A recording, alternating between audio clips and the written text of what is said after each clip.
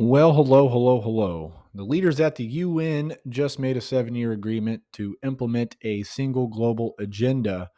On Monday and Tuesday, the officials from all over the world gathered in New York City to commit their nations to fully implement the 2030 agenda over the next 7 years and the 17 sustainable developmental goals.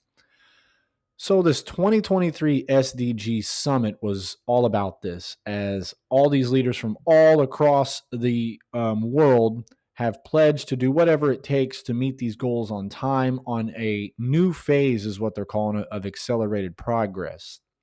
This took place on the 18th and 19th of this month, and it had high level political guidance on making these actions take place in a 7 year time span.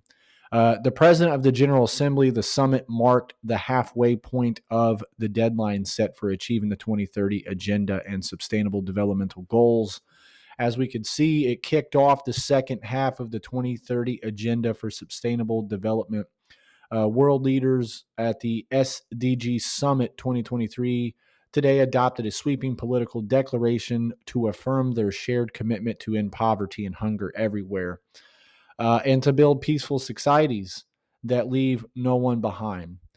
They had this 10-page document by the heads of state and government and high representatives gathering at the United Nations headquarters in New York, and also to talk about the adverse climate impacts and lingering effects of C-19 pandemic threatened the achievement of the sustainable goals. So this political declaration is 10 pages long. Um, and on the fifth page of the document, we are told that there is an urgent need to take actions necessary to reverse declines and accelerated progression to achieve the 2030 agenda. So, this accelerated progress toward these goals, this guy, Paul Joseph Watson, uh, had reported a 20-mile-per-hour speed limit is being slapped on every single residential road in Wales. How would you feel if every single road in your community had a 20-mile-per-hour speed limit? It would take people a long time to get to point A to point B. Um, and you know how employers are about you got to be home at time. I have written about the emergency platform and proposed it before. Essentially, if there is any sort of major global shock, the United Nations will be given authority to ensure there is a unified global response to the crisis. So we're going to go to this here as I get rid of every single one of these ads real quick that pops up. Um, this 7 year agreement is a pretty huge thing here. There's a lot of pages to go through, a whole lot of them. You can click on it, you can see there's a lot to read over, but I'm not going to focus on a lot of it because the fact of the matter is, I think a lot of us are pretty well knowledgeable about this 2030 agenda and what they're planning on doing with this 10-page document. And it's pretty much like their new 10 commandments almost that they want to give to the world. We do see that they're trying to basically play the checkboard, chess and checkers board with us in this world. So either way, here's the 17 goals. I'm going to go over them again. No poverty, zero hunger, good health and well being, quality education, gender equality. That's something that's really huge that they're pushing. Clean water and sanitation, affordable and clean energy, decent work and economic growth, uh, industrial and innovative and infrastructure, which we hear that being spoken of a lot by the Biden administration, reduced um, basically racism here, trying to reduce it, and sustainable cities and communities, responsible consumption and production, climate action, life below the water, life on Earth, peace and justice and strong institutions, partnership for the goals. This is a huge agenda that they have been pushing for quite some time. It has many different things you could click on throughout here about their progress reports, as it has been really increasing with them pushing this stuff. This right here tells you right here, goal 5, uh, why they're pushing so hard for gender equality. Um, so it doesn't shock me that this is one of the things, and we see things like this taking place. Hundreds of people who identify as dogs gathered in the center of Berlin, howling and barking. Animal control called. Estimated 1,000 people who prefer to be recognized as not humans but canines were gathered together. This video, they're howling, they're barking, they're doing all types of things. So I want to go into a little bit of a biblical study here between the Hebrew and the Greek word for dog. Sometimes dog can mean like it's saying literal. There is some incidences in the Bible it does mean a literal dog or of a pagan sacrifice, but a lot of the times we also see that it can mean a male cult prostitute, a male prostitute, you can say. So there's a lot more incidences of it in the Old Testament, but in the Greek, there's only about 4 incidences in the New Testament that it is mentioned as a dog.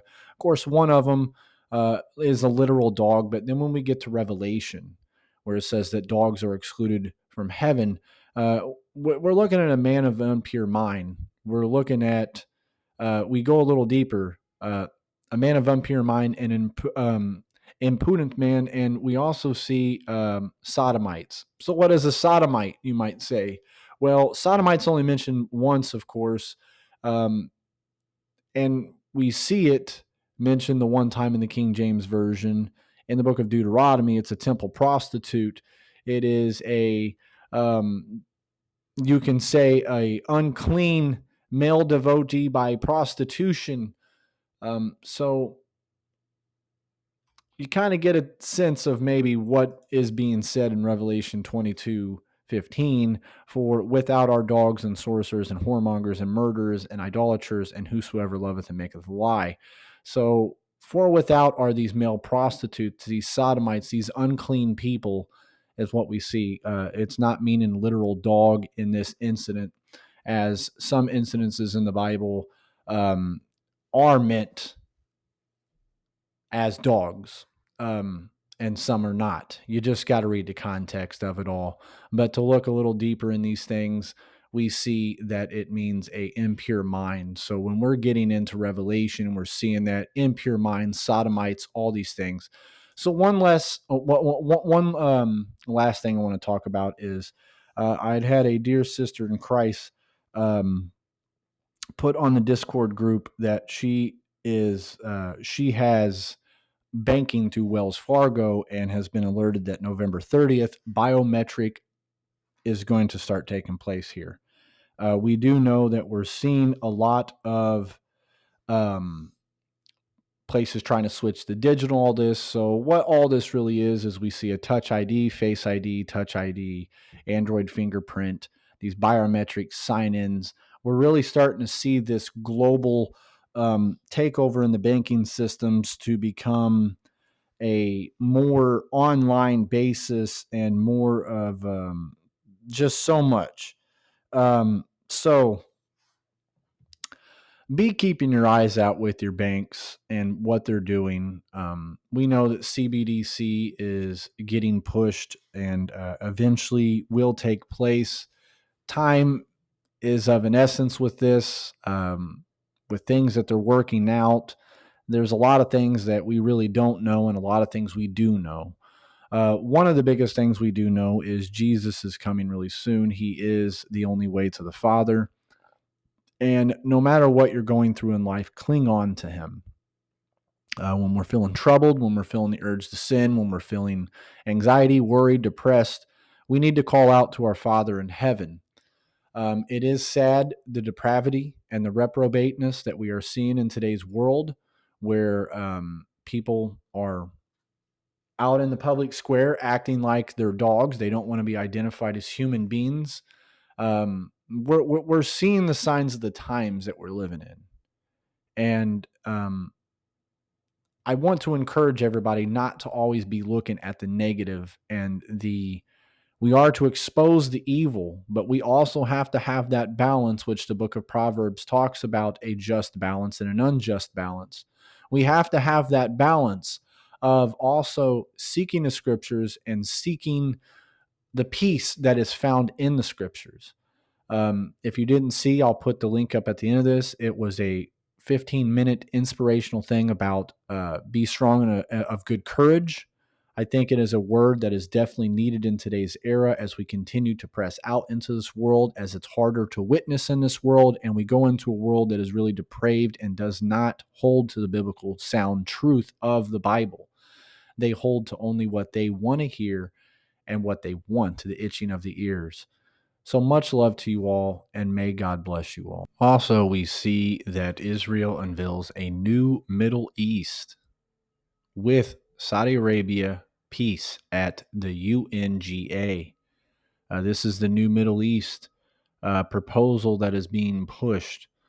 So, peace with Saudi Arabia will create a new Middle East, Prime Minister Benjamin said in an address to the United National General Assembly 78th session on Friday afternoon. He held up two maps, one of the old Middle East and one of the new, that shows how peace would make a change. The prime minister's speech came amid brewing normalization talks between Israel and Saudi Arabia, as well as an increased tension along the Gaza border in the West Bank and at home. As the government awaits a high court ruling on its judicial reform, um, we see that this could send Israel spiraling into a constitutional crisis here. So, he continued to talk about, um, he had begun his speech talking about the tyrants of Tehran, which is in Iran, of course. And then we seen the talk yesterday that Saudi Arabia said, well, of course, if Iran gets nuclear bombs, then we will get one as well. So here's what Benjamin said, that the Palestinians must stop anti Semitism and payment to terrorists. So we'll continue to keep an eye on this as it's going. Prime Minister here is making final corrections to his speech just before he took stage. Um, this is pretty big. He had a trip to the United States. He met Tesla owner and ex-owner, which is Twitter, Elon Musk, in California. But then he went to the East Coast, and then he had, of course, a meeting with the U.S. president, and then he has more coming up with the Turkish president, Ukrainian president, and a lot of crucial meetings that will take place. This is pretty big news that he's unveiling a new Middle East. Pretty much, I've said it before in another talk that um, they're planning on adding all these nations as one nation. They're no longer really just going to be just the nation they are. They're all going to be added together. Um, so he is saying that we must not give the Palestinians a veto over Israel's relations with the Arab states.